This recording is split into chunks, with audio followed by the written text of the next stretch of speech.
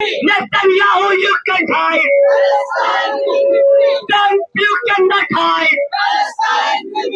ये एक जिनोसाइड है जो इजराइल की तरफ से किया जा रहा है। पूरी एक कौम को मिटाने के लिए किया जा रहा है। एक साजिश है, खुलेआम जिनोसाइड किया जा रहा है। आप कह रही है इस मुल्क में भी मुसलमान सेफ नहीं है। इस मुल्क में भी ये एक ह्यूमैनिटेरियन क्राइसिस है जिसको रोका जाना चाहिए। अमेरिका शुरू से ही खूनी ताकत रहा है, साम्राज्यवादी ताकत रहा है। वो चाहता है कि हर जगह युद्ध हो।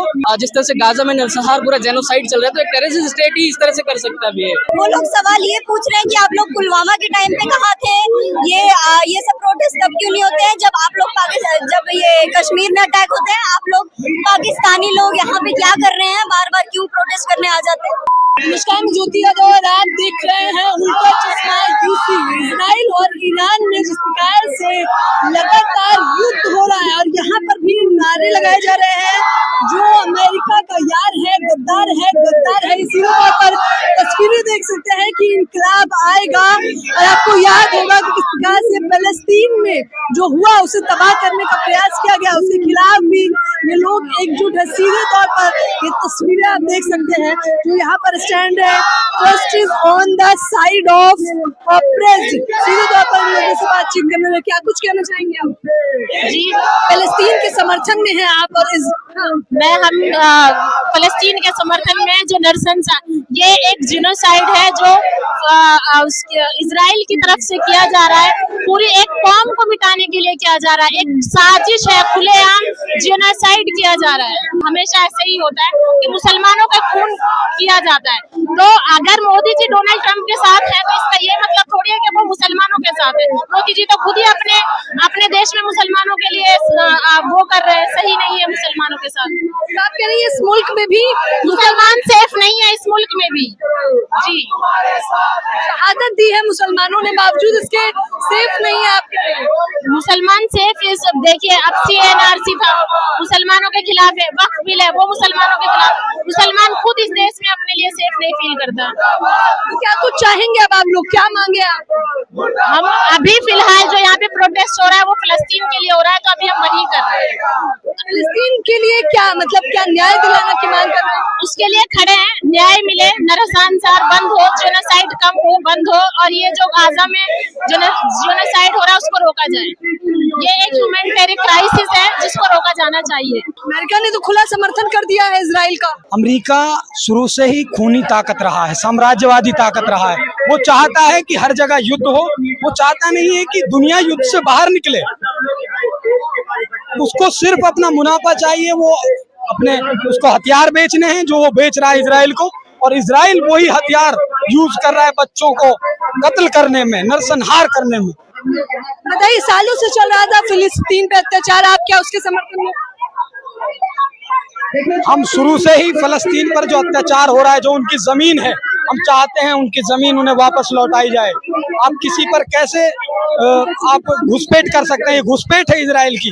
तमाम उनकी जगह छीन ली गई। आज छोटा सा बन करके रह गया है फलस्तीन। यहाँ पर Israel is not a nation but brutal terrorist बता रहे हैं आप इजराइल? बिल्कुल टेररिस्ट है। जिस तरह से गाजा में नरसंहार पूरा जेनोसाइड चल रहा है, तो एक टेररिस्ट स्टेट ही इस तरह से कर सकता भी है। आम आदमियों को, बच्चों को, नागरिकों को, शहरियों को इस तरह से मार जाए तो एक टेररिस्ट का ही ये तरीका हो सकता है। और इसीलिए हम कह रहे हैं कि Israel is a terrorist state. America ने जैसे खुला समर्थन दे दिया, और नहीं, वो अमेरिका ने खुला समर्थन दिया है, वो भी गलत है, बिल्कुल गलत है। इस तरह से होना नहीं चाहिए।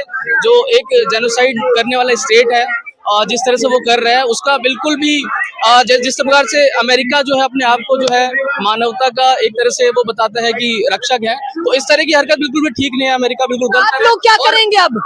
हम जो सब यहाँ पे प्रदर्शन करने आए हैं। आप देखिए यहाँ पे लोग बहुत सारे प्रदर्शन करने आए हैं, इंसाफ पसंद लोग, जो कि गजा के लोगों के लिए और इजराइल के जो है को दिखाने के लिए कि खिलाफ बिल्कुल ये प्रोटेस्ट चल रहा है। यार देखिए, 48 से हो रहा है, 1948 से चल रहा है ये, और वो एक ओपन एयर प्रिजन की तरह था गाजा, और वहाँ पे पहले से कंसंट्रेशन कैंप की तरह चल रहा था वो।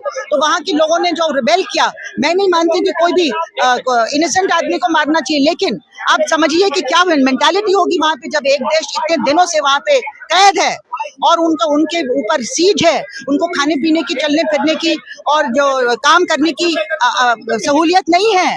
तो आप अगर वहां पे रिबेलियन जो भी होता है, उसके बाद आप इनोसेंट लोगों को, जिनका कोई लेना देना नहीं उनसे, बच्चे, औरतें, सबको, और हॉस्पिटल के वर्कर्स, स्कूलों को पूरी तरह से तबाह कर रहे हैं, खत्म कर रहे हैं। किसने आपको ये इजाजत दी? पूरे यूएन ने इसको कंडेम किया है, इनको वॉर क्रिमिनल कहा है इंटरनेशनल कोर्ट ऑफ जस्टिस ने, और उनका अरेस्ट वारंट निकाला है नेतन्याहू का।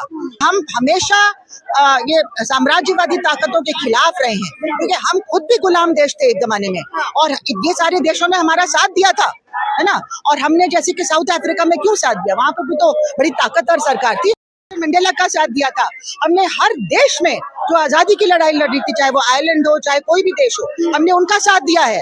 और गलत को गलत कहने की हमें हिम्मत थी, तब लोग हमारी इज्जत करते थे, हमें लीडर मानते थे ये डेवलपिंग कंट्रीज का। अच्छा, कुछ सरकार के नेता भी कह रहे हैं कि जिन लोगों को इतिहास नहीं पता है वही इजराइल के विरोध में आ उतरे हैं।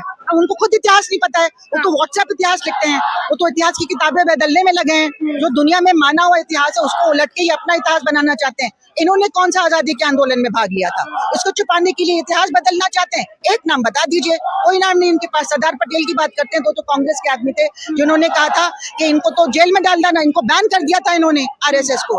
तो किसको ये बता रहे हैं? भगत सिंह हमेशा इनके खिलाफ रहे, सुभाष चंद्र बोस हमेशा इनके खिलाफ रहे। इनके पास कोई लीडर नहीं था, क्योंकि इनके लीडर माफीनामा दे रहे थे ब्रिटिश सरकार को। ये कहते थे ताकतवर के खिलाफ लड़ना नहीं चाहिए, वो बेवकूफी होती है। वही पॉलिसी अब हमारे देश की सरकार से ये लोग पॉलिसी अडॉप्ट कर रहे हैं कि ताकतवर के साथ मत लड़ो, अमेरिका के सामने ले जाओ, इजराइल के सामने ले जाओ, इजराइल से सारी गलत बातें सीखो, कैसे अपने लोगों पे हमला करना चाहिए, अपने लोगों पे ड्रोन चलाना चाहिए, अपने यहाँ फिरका परस्ती करना चाहिए, मुसलमानों के खिलाफ ये मुहिम चलानी चाहिए, और इनोसेंट लोगों को मारना चाहिए। ये सब सीख रहे हैं इजराइल से। ये इजराइल से क्या सीखेंगे आप?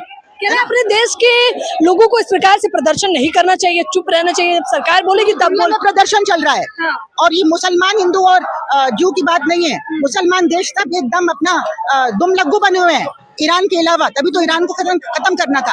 ईरान अकेला मुल्क था जो इनका दुम लग्गू नहीं था, और इसने कभी किसी और देश पे हमला नहीं किया। जिस तरह से झूठ फैलाया जाता है कि आतंकवाद इन्होंने पैदा किया, बिल्कुल झूठ। इन्होंने कभी किसी देश पे हमला नहीं किया ईरान ने। ये अपने लिए आजादी के लिए लड़ रहे थे। इनके ऊपर बहुत बार हमले हुए। इन्होंने अपने ऑयल को नेशनलाइज किया 1950s में। इसके बाद इनका कू करके अमेरिका ने शाह ऑफ ईरान को वहां लगा दिया था, शाह पहलवी को लगा दिया था, जो उनका कठपुतली था, और वहां की ऑयल को पूरा हथियाना चाहते थे। फिर उसको मार के भगाया था, वहां पे रेवोल्यूशन हुआ था। अच्छा, दर्शकों से आप कुछ कहना चाहेंगे तो वो क्या है जो इस वक्त आपको देख रहे हैं? देखिए, मैं ये चाहती हूँ कि इंसानियत के नाम पे पूरी दुनिया को एक होना है। सरकारें अपना एजेंडा चलाती है, उनकी अपनी डोमेस्टिक पॉलिटिक्स होती है, उसको बढ़ावा देने के लिए वो ये पोजीशन लेते हैं कई बार। और या ताकतवर के साथ खड़ा होना चाहिए हमें, उनका गुलाम बन के। ताकतवर के साथ अगर हम लोग गलत काम में साथ देंगे तो हमारे खिलाफ जब ताकतवर देश हमला करेंगे, जैसे चीन या और कोई है, तो कोई हमारा साथ नहीं देगा। वैसे भी पहलगाम के बाद हमें कहीं से साथ नहीं मिला, क्योंकि लोग हमारे ऊपर भरोसा करते नहीं है। मैंने 2-3 लोगों को देखा है, इतने सारे लोग हैं, वो लोग केवल मुस्लिम लोगों के पास गए हैं विद अ सर्टेन आउटलुक, ताकि वो उनको राइल अप कर पाए। वो लोग सवाल ये पूछ रहे हैं कि आप लोग पुलवामा के टाइम पे कहाँ थे? ये सब प्रोटेस्ट तब क्यों नहीं होते हैं जब आप लोग जब ये कश्मीर में अटैक होते हैं? आप लोग पाकिस्तानी लोग यहाँ पे क्या कर रहे हैं? बार बार क्यों प्रोटेस्ट करने आ जाते हैं? So they are basically riling them up with hatred and immense absurdity of context and taking everything out. देख लीजिए किस प्रकार से माहौल बिगाड़ने का काम किया जा रहा है। बीजेपी के कुछ नेतागण आप मान लीजिए या फिर छात्र मान लीजिए, जानबूझकर ये लोग, क्योंकि प्रदर्शन चल रहा है इस वजह से सीधे तौर पे तस्वीरें देख सकते हैं कि किस प्रकार से अगर यहाँ पर इस प्रदर्शन किया जा रहा है लगातार। और तस्वीरों में आप सीधे तौर पर देख सकते हैं गाजा के समर्थन में ये लोग आए हुए थे, इजराइल के विरोध में थे, इसलिए यहाँ पर माहौल बिगाड़ने का भी काम किया। लेकिन ये प्रदर्शन लगातार चल रहा है और सीधे तौर पर कहा जा रहा है कि बीजेपी सरकार का मौन होना, ना बोलना इस विषय पर लोगों को आक्रोशित कर रहा है। लेकिन हम इजराइल के खिलाफ लगातार यूं ही प्रदर्शन करते रहेंगे। आप लोग भी मुझे अपनी प्रतिक्रिया दीजिए। कैमरामैन देव के साथ ज्योति यादव, उल्टा चश्मा यूसी। अगर चैनल को सब्सक्राइब नहीं किया है तो सब्सक्राइब करना ना भूलें। धन्यवाद।